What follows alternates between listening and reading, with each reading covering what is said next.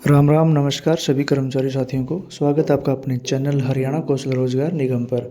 तो सभी साथियों को आपको पता ही है कि हरियाणा कौशल से संबंधित जितनी भी जानकारी होती हैं वो आप सभी को इस चैनल के माध्यम से बता दी जाती है, चाहे वो हरियाणा कौशल से संबंधित है या जॉब सिक्योरिटी। जो अभी नया नया मुद्दा बना है कि जॉब सिक्योरिटी सभी साथियों के लिए जो ये खुशखबरी है।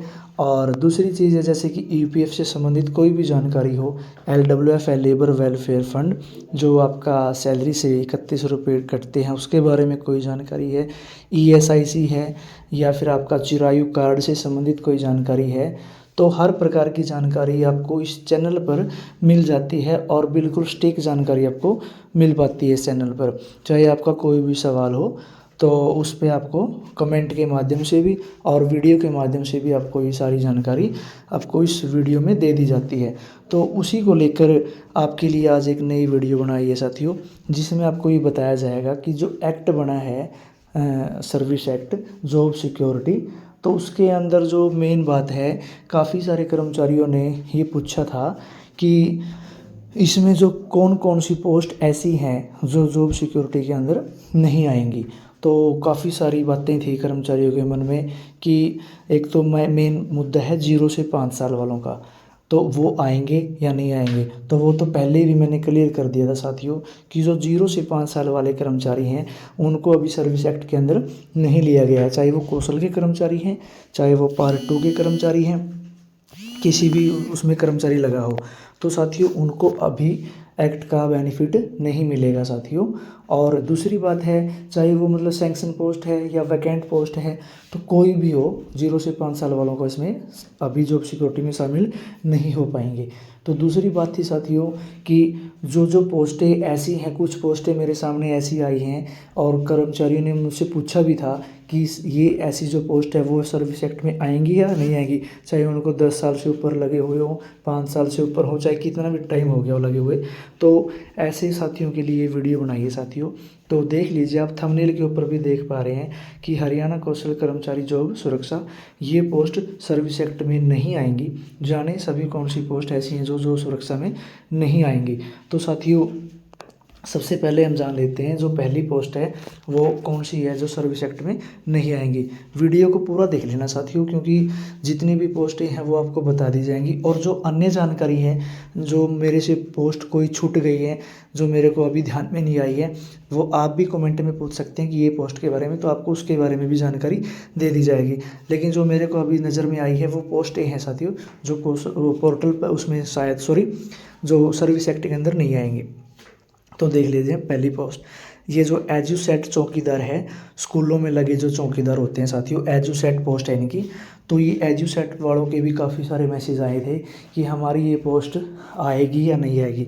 तो साथियों आपकी अभी एजुसेट वालों का सर्विस एक्ट के अंदर कोई नाम नहीं है फ़िलहाल। तो आप अपने जो एजुसेट जिस प्रकार आप ड्यूटी कर रहे हैं आप वैसे ही करोगे, हटाएंगे नहीं कोई भी साथी को, तो आप सर्विस एक्ट के अंदर नहीं आएंगे जो एजुसेट चौकीदार है। तो दूसरे नंबर पर जो पोस्ट है साथियों, ग्रामीण ट्यूबवेल ऑपरेटर जो सरपंचों के अधीन है। ग्रामीण में जो ट्यूबवेल ऑपरेटर हैं, जलकर्मी हैं, तो जो सरपंच के अधीन है, कौशल के अंदर नहीं गए थे, उनको ऑफ़र तो मिला था कौशल में जाने का, लेकिन वो नहीं गए थे साथियों किसी कारणवश।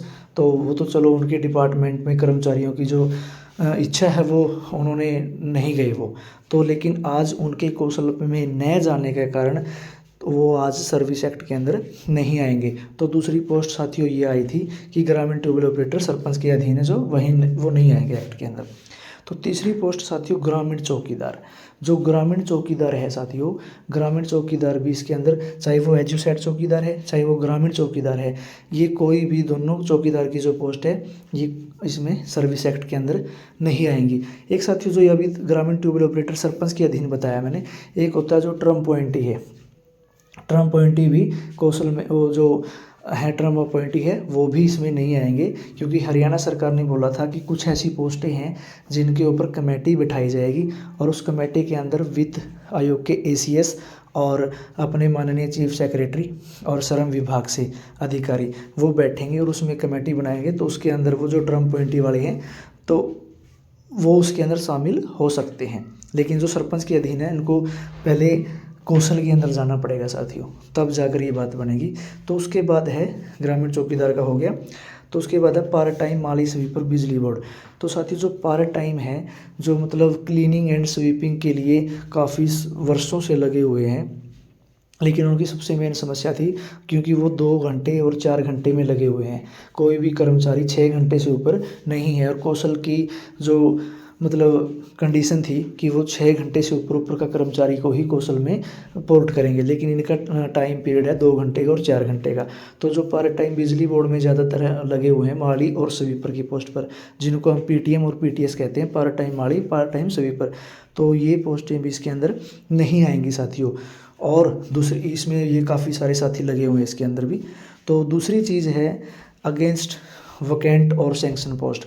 तो साथियों जो पोस्टें जो वैकेंट नहीं है विभाग के अंदर, और जो अनसैंक्शन पोस्ट हैं, जो सैंक्शन पोस्ट नहीं है, सैंक्शन पोस्ट के अधीन नहीं आते, और वो क्या होता था वर्किंग डे के हिसाब से रख लेते थे साथियों उनको। जैसे बिजली बोर्ड में ही होता है 89 डेज़ वर्किंग के लिए, तो वो सीज़न के हिसाब से रख लेते थे। तो जो पोस्टें ऐसी हैं सैंक्शन पोस्ट नहीं है और वैकेंट पोस्ट नहीं है, तो वो भी इसमें नहीं आएंगे साथियों। तो दूसरी है साथियों, ये 0 से 5 साल वाले मैंने पहले ही बता दिया था, 0 से 5 साल से कम है जो वो एक्ट में नहीं आएंगे।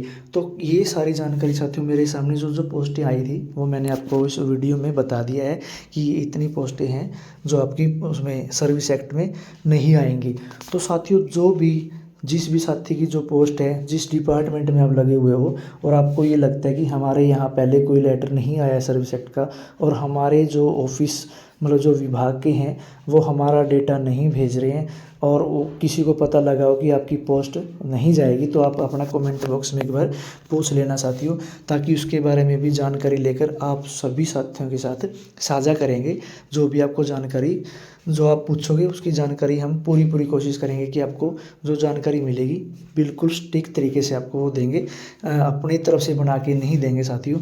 हम पूछेंगे कि क्या कुछ मैटर है, और आप जाओगे तो उसके बारे में भी आपको पूरी डिटेल दे दी जाएगी।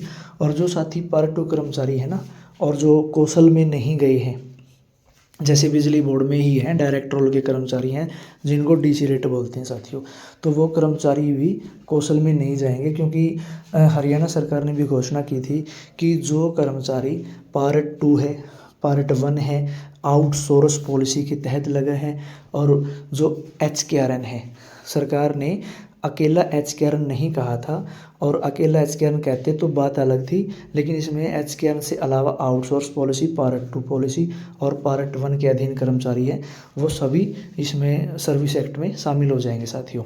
तो किसी को ये मत सोचना कि हम पार्ट 2 में डायरेक्ट रोल पर लगे हैं, विभाग रोल पर लगे हैं, तो वो उसमें पहले कौशल में जाएंगे उसके बाद सर्विस एक्ट में। ऐसा कुछ नहीं है। जब सर्विस एक्ट में जाना ही है साथियों, तो पहले कौशल में क्यों लेके जाएंगे, वैसे भी चले जाओगे आप। तो साथियों किसी को घबराने की ज़रूरत नहीं है, और बाकी साथी के मन में जो भी सवाल जवाब है वो आप कमेंट के माध्यम से कर लेना साथियों। वीडियो को ज़्यादा से ज़्यादा शेयर ज़रूर करें। धन्यवाद।